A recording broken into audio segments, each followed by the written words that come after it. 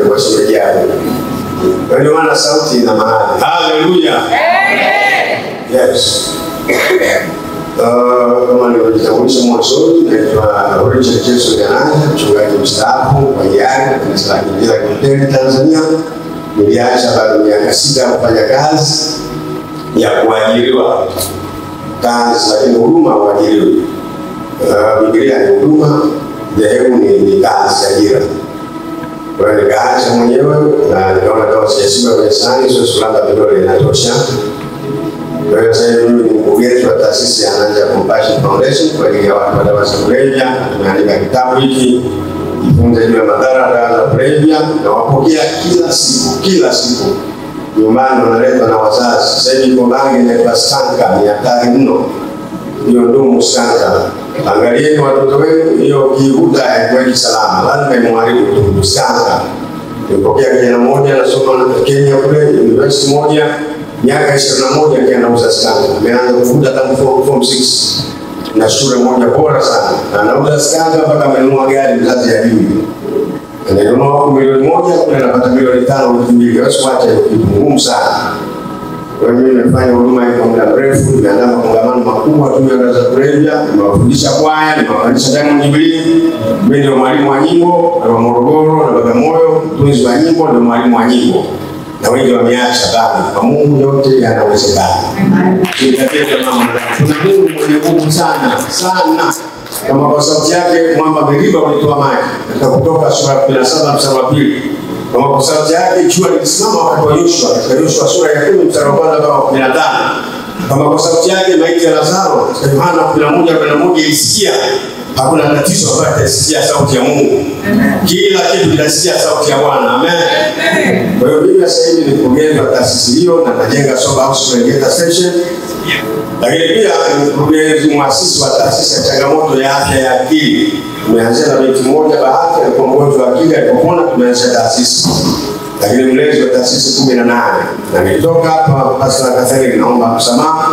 Sio kwa ajili ya kiburi, sio kwa ajili ya ubora wangu, naomba nitoke kwa sababu tuna taasisi nyingine tumeanzisha na Mother Women's Foundation ya mazingira. Na tunahimiza sana juu ya matumizi ya nishati safi.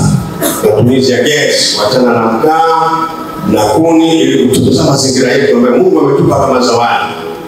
Hiyo nishati safi. Kwa hiyo niseme maneno machache.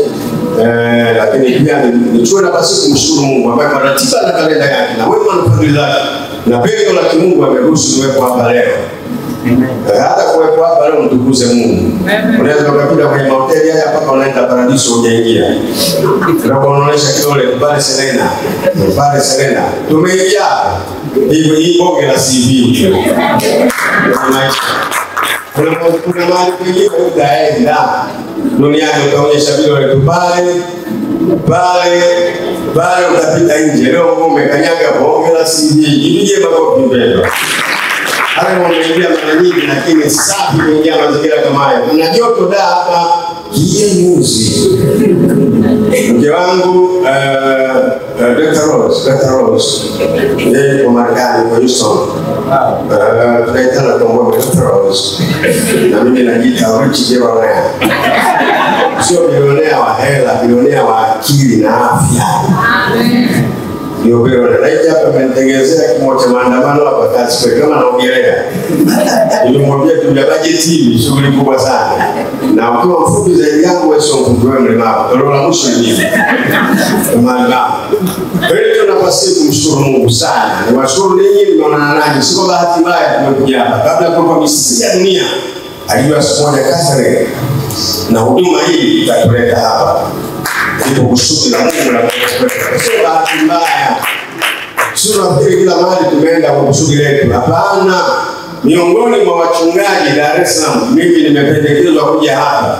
Kabla Mungu hajaomba kusudi la dunia, hapa nimekuja na hapa nitapokea kiparo maombi yanaomba hapa. Kwangu atafanyika mlango na lango la kufunguka kwa mwaka 2025. Roho ya Kristo lazima itembee pamoja nasi. Mwenye haki atastawi kama mtende, atakuwa kama mwelizo wa Lebanoni. Zaburi ya 92 mstari wa 12. Yeye atakuwa mtimbishi katika chakula, machipuzi yake yataendelea kukusanya yake na mizizi yake itasonga songa chuguu. Ya Ayubu sura ya 8 mstari wa 17 na 18. Amen. Bwana atustawishe. Zaburi 122 na kufurahia tunaambia twende nyumbani kwa Bwana. Ule mstari wa 6 utakieni Yerusalemu amani na kufanikiwa katika majumba yake. Mkristo ukiwa na nyumba moja haistahili Mkristo uwe na majumba. Kwenye nyumba moja ni kombe, uwe na majumba mengi.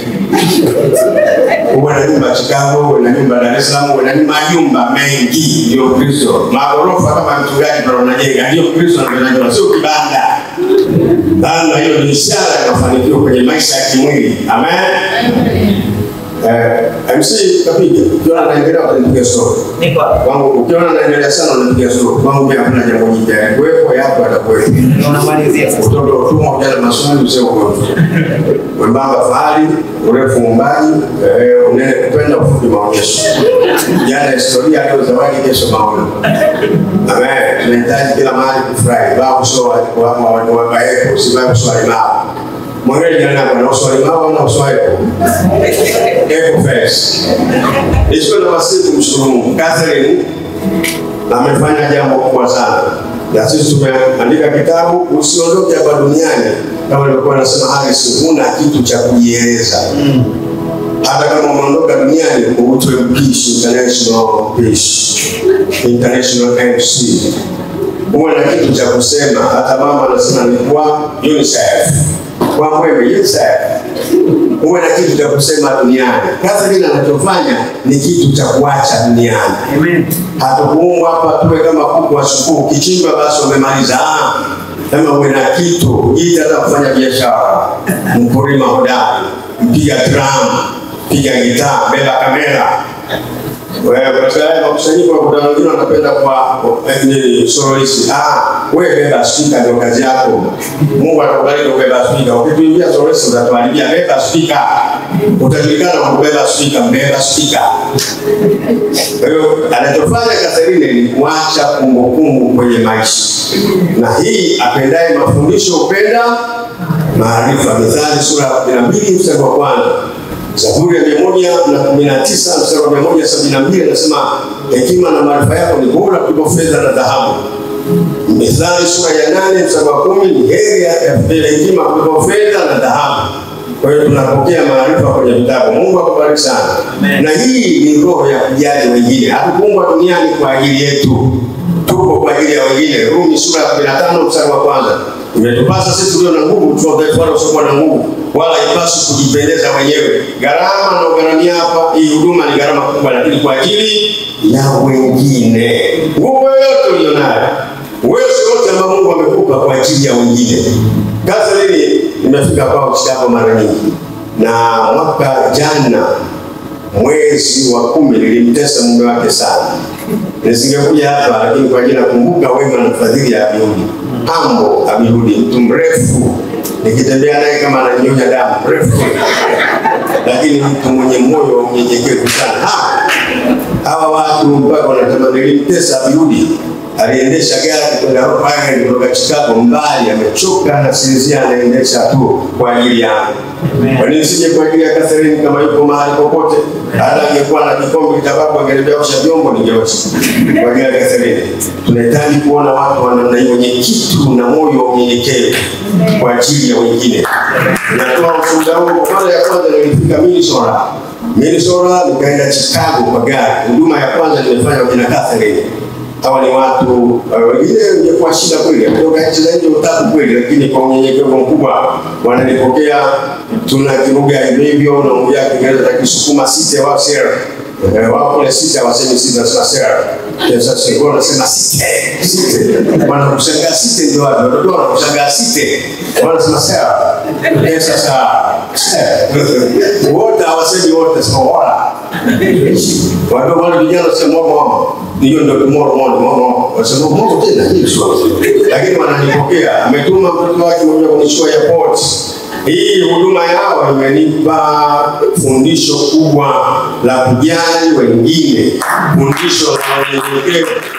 Sisi wachungaji wa familia tunafundisha na matendo ya watu ili kutunyenyekesha. Kwa hiyo tunajifunza unyenyekevu, tunajifunza kujali wengine, tunajifunza tuondoke duniani tuache alama. Hata uitwe international MC inatosha. Usiondoke duniani huna lolote, useme mimi ni mtu wa kawaida. Ndio maana akija mtu nyumbani kwangu nikimuuliza unakunywa soda gani, akisema yoyote simpi, haeleweki. Yoyote usimpe, haeleweki. Awe na kitu duniani.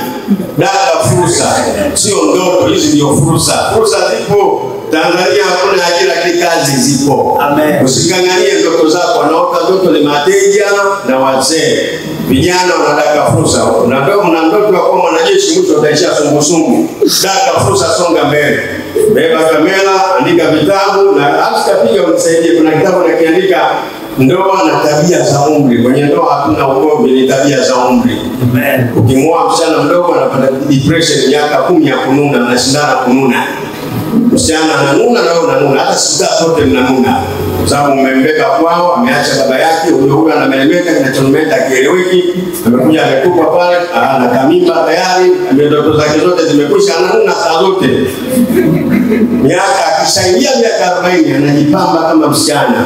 Lipstick wanja, wewe unasinzia, sebuleni kama gaidi umeachwa, ngoja basi, unaanza kukasirika na mwanamke. Kuna tabia za umri. Kwa hiyo Mungu atusaidie kupata maarifa kwenye vitabu. Nimepata maarifa kwa Kaseni na Abiudi, nimepata ukarimu wao, nimepata unyenyekevu wao, nimeacha upendo, nimepata upendo wao.